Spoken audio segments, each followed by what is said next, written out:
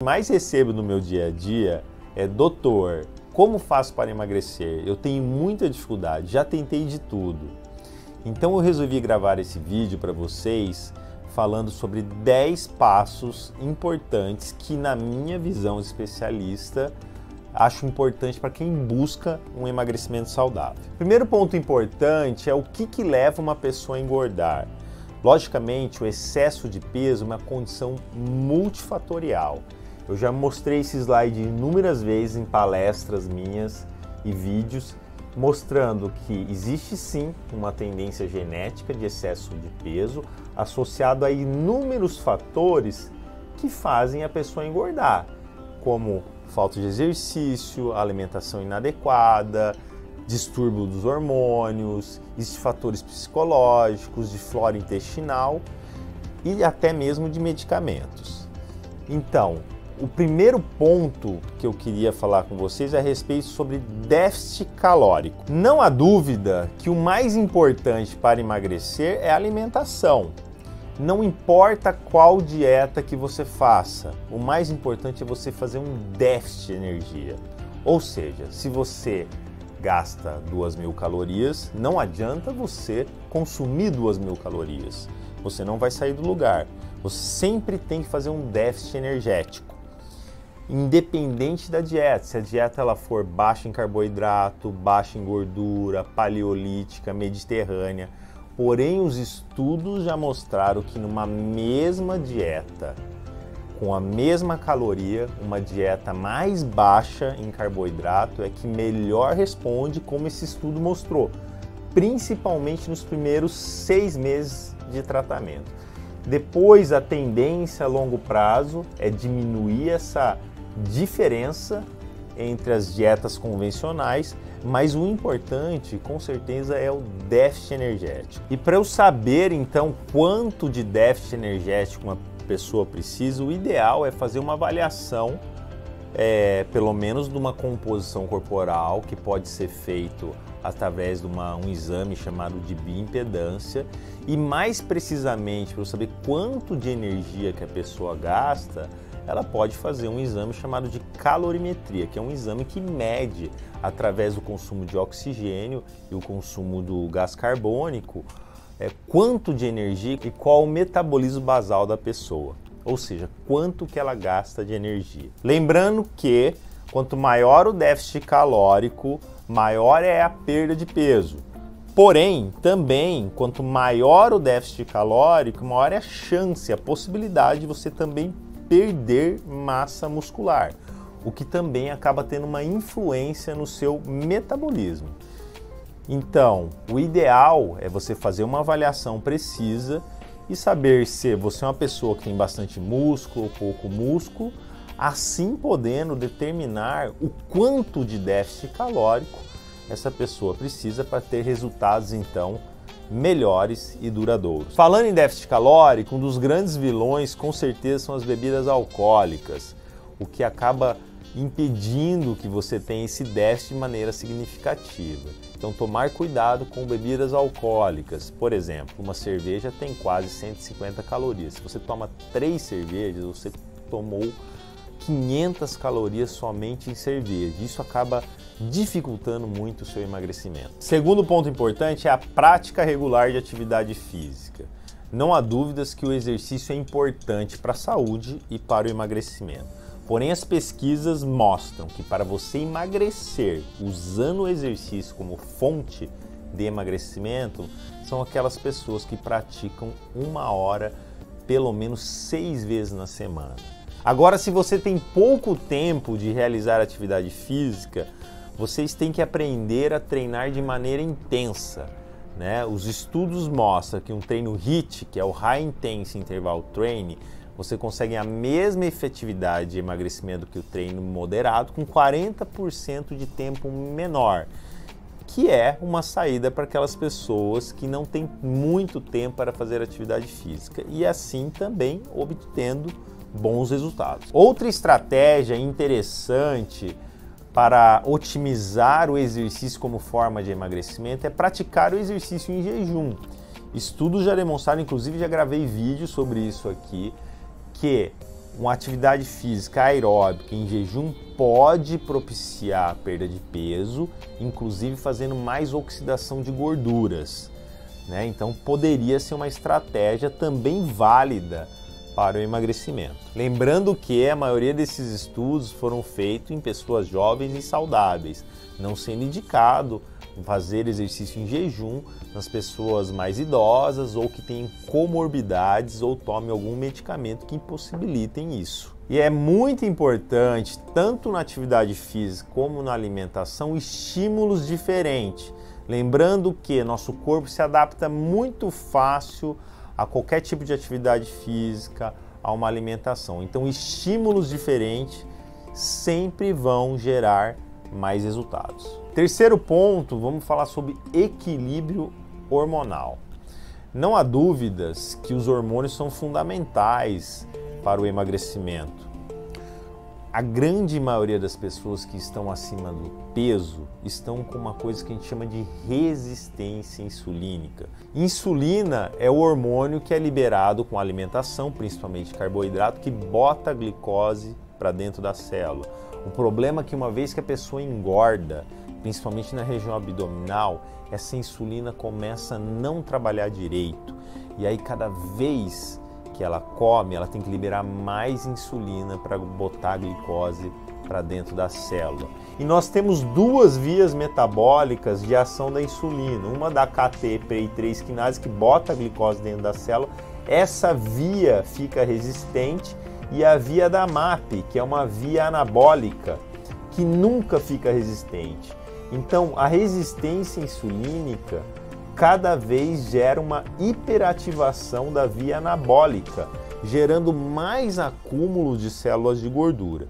E para o emagrecimento é importantíssimo tratar a resistência insulínica, seja diminuindo o estímulo alimentar da insulina, como por exemplo a redução do carboidrato, fazendo atividade física. Também o jejum intermitente pode ser uma estratégia interessante e até mesmo medicamentos quando bem indicado. Outros hormônios fundamentais para emagrecer são os esteroides sexuais. Eu já mostrei para vocês aqui que a menopausa faz acumular mais células de gordura, principalmente na região abdominal. E infelizmente, como mostra esse estudo, quando a mulher entra na menopausa, ela pode diminuir até 30% o gasto energético e 32% a oxidação de gordura. E a reposição hormonal feminina pode ajudar a minimizar esse processo de diminuição de gasto energético e de acúmulo de gordura também. E nos homens, a mesma coisa, a deficiência de testosterona gera mais resistência insulínica, gera mais síndrome metabólica, e a própria resistência insulínica pode gerar deficiência de testosterona, gerando uma via de mão dupla de um ciclo vicioso da pior. E você fazer uma reposição também pode ajudar no processo de emagrecimento. Outro hormônio fundamental para emagrecimento são os hormônios tiroidianos. Estima-se que 30% de todo o seu metabolismo, todo o seu gasto energético seja dependente do hormônio tiroidiano. E pequenas alterações podem já ter uma influência no peso e no metabolismo. Então é fundamental que esse hormônio também esteja equilibrado. Quarto ponto importante é saúde intestinal. Já há alguns anos, estudos demonstram que a flora intestinal, a saúde intestinal está envolvida com o aumento de peso. O que acontece quando você tem um intestino que não está saudável? Você tem um aumento da permeabilidade intestinal e absorção de coisas indesejáveis, como por exemplo LPS, e isso vai gerar uma inflamação, resistência insulínica e maior acúmulo de célula de gordura, e também uma desregulação do apetite e da saciedade. Então, cuidar da saúde intestinal é fundamental para o emagrecimento. E a coisa mais importante para você cuidar do seu intestino é ter uma alimentação mais natural possível, consumindo muito vegetais, legumes e verduras. Pelo menos 6 a 9 porções por dia de vegetais, legumes e verduras e frutas. Aliás, esta é a regra número 1 de uma alimentação saudável. Logicamente que existem suplementos que também podem te ajudar a ter um intestino mais saudável, que vai desde enzimas digestivas, probióticos, aminoácidos como a glutamina, mas nada disso vai adiantar se você não tiver uma alimentação saudável. Quinto ponto é sono de qualidade. Não há dúvidas que você ter um sono de qualidade ajuda tanto na sua saúde como também no emagrecimento. Estudos mostram que você ter menos de 6 horas de sono por dia faz você piorar a sensibilidade à insulina, aumentando a secreção de grelina, que é um hormônio que aumenta o apetite, diminuindo a sensibilidade à leptina, que é o hormônio que inibe o apetite, além de diminuir a capacidade de atividade física, fazendo uma diminuição do seu metabolismo e aumento do peso e aumento do risco de diabetes e doenças metabólicas. Eu recomendo que vocês tenham pelo menos 7 horas de sono por dia, de uma maneira sincronizada, ou seja, o sono tem que ser durante a noite e não durante o dia. Sexto ponto importante é jantar cedo e ter todos os dias de 12 até 14 horas de jejum. Eu já demonstrei para vocês no vídeo anterior que teve um estudo que comparou 2 grupos com a mesma dieta, com a mesma atividade física. A única diferença era o horário de jantar. Aqueles que jantavam cedo, por volta das 7 horas, em comparação com aqueles que jantavam tarde, por volta das 10h30, emagreciam mais, em torno de 30% a mais, com a mesma dieta e com a mesma recomendação de atividade física. Então, jantar cedo e, obviamente, não comer mais nada depois, respeitando aí um período de 12 horas de jejum. O ideal é 14, que teve estudos que já demonstraram isso, que colocou pessoas obesas com síndrome metabólica e diabetes em 14 horas de jejum, e teve um resultado interessante na perda de peso e na melhora dos parâmetros metabólicos. Aliás, já há algum tempo tem se mostrado que um ritmo biológico sincronizado é aquela pessoa que dorme cedo, janta cedo, come menos à noite, ou seja, menos do que 30% do valor calórico total, acorda cedo. Isso tem um ritmo biológico sincronizado com o dia e isso está associado à saúde. O inverso está associado a doenças metabólicas, inclusive obesidade. Sétimo ponto importante é controle da compulsão e do estresse. Muitas pessoas são viciadas em açúcar. Aliás, estudos já demonstraram que o açúcar pode ser mais viciante que a cocaína. Esse estudo comparou 5 parâmetros de vício e demonstrou que o açúcar empata em 3 parâmetros de vício com a cocaína e consegue ganhar em 2, ou seja, ela consegue ser mais viciante que uma droga, como por exemplo a cocaína. E muitas pessoas são compulsivas e viciadas em açúcar e precisam de ajuda para controlar esse vício.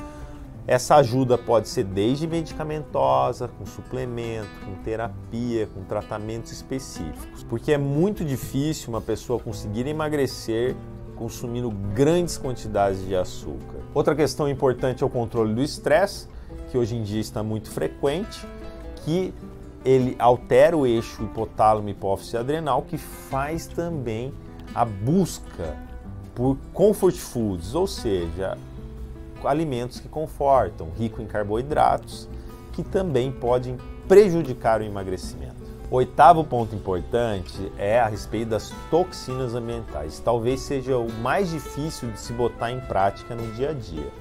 Nós sabemos que tem várias substâncias tóxicas que estão no nosso dia a dia, como plásticos, conservantes, agrotóxicos, metais pesados, que fazem disrupção do seu sistema hormonal, ajudando ao acúmulo de células de gordura.